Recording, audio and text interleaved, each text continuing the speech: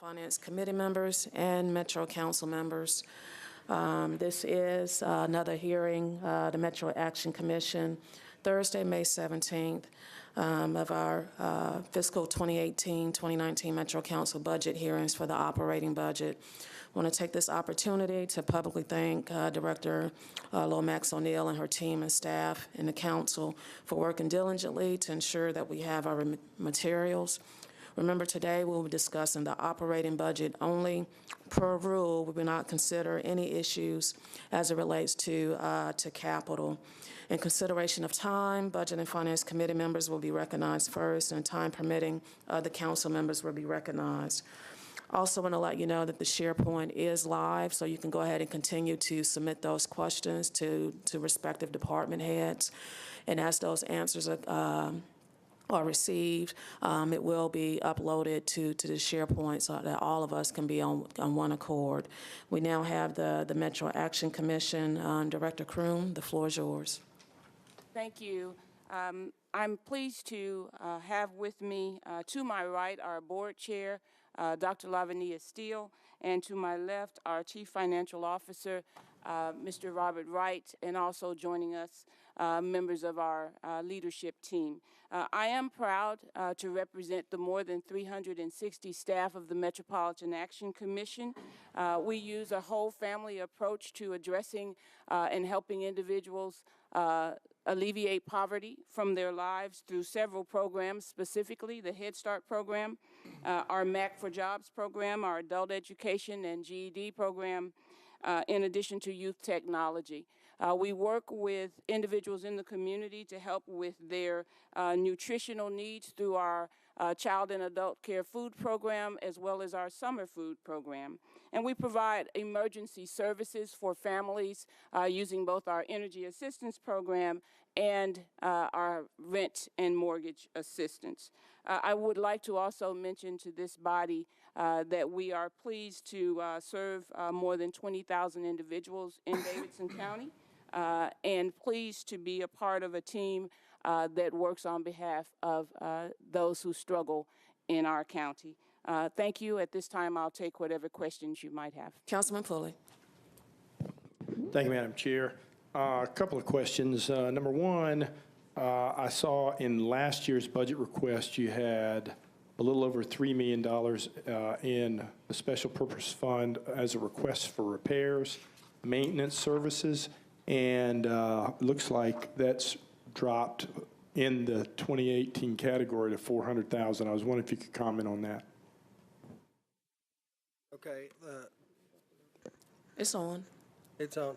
The 2.5 million we did through the capital projects program through the general services, and that's where most of the renovations and repairs were made. So that came from a different source, so you didn't really need it to come out of the Special Purpose Fund. Is that what you're saying? Yes. Okay, thank you.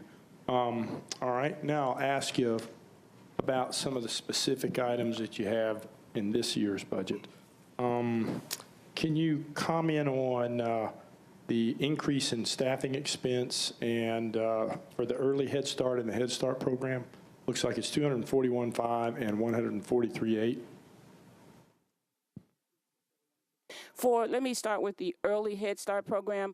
When we first began the Early Head Start program, we were not fully operational, which means that we provided some of our Early Head Start services through a contractual arrangement. Because that fell through when it went out to bid, we ended up bringing those children in-house, which meant that we then had to pay for the staff directly. They became Metro employees that were working the Head Start or the Early Head Start program.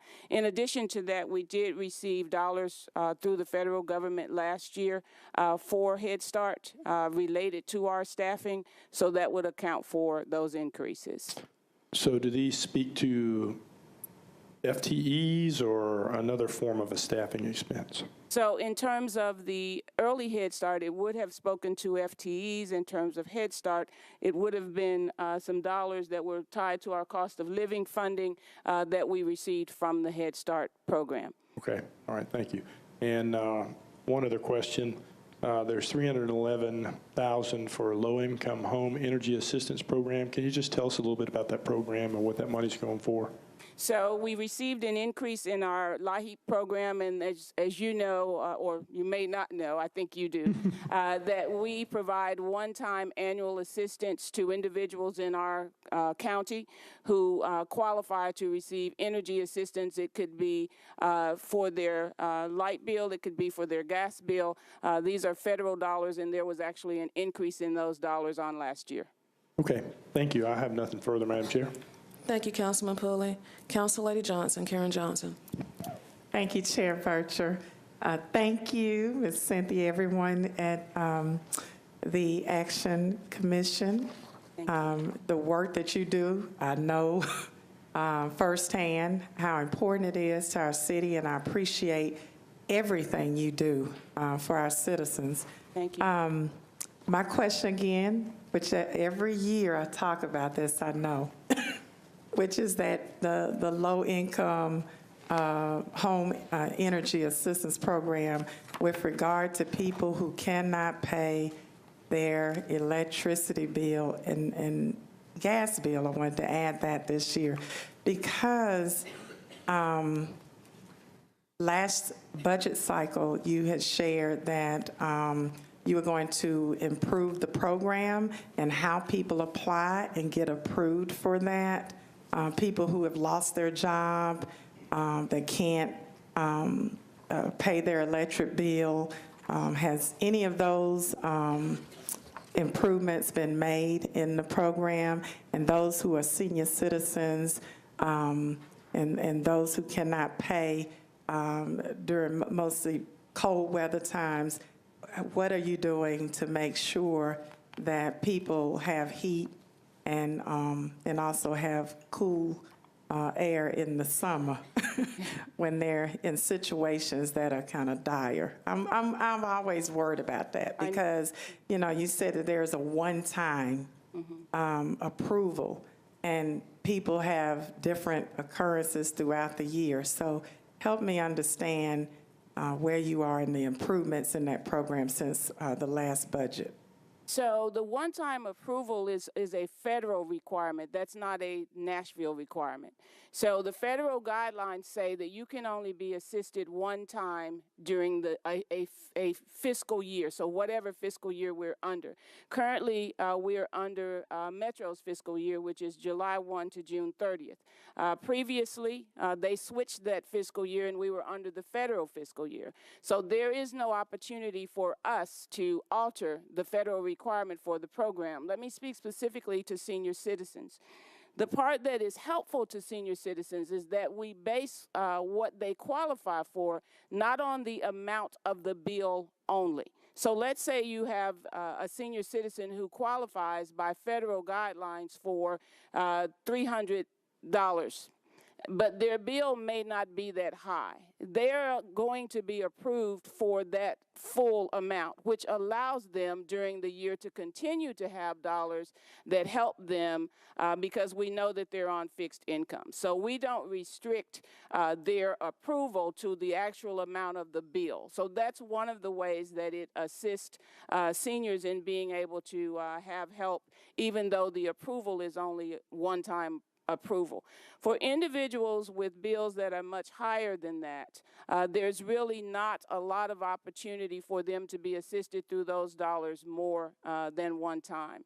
We do have a separate pot of money that we can use to supplement someone's bill that goes beyond the federal dollars that are there. So those are some of the things that we've looked at, but the one time per fiscal year is a federal requirement that we cannot get around. Well, I'm glad to hear that the amount is the determinant as to what you can do. Even though it's a one-time approval, you can spread it out and help because you're using a dollar amount versus just a one-time occurrence. So I appreciate your work on that. I know that there's continued efforts to improve upon that program to help people in a greater way, and I know that you work tirelessly to continue in that direction, so thank you. Thank you.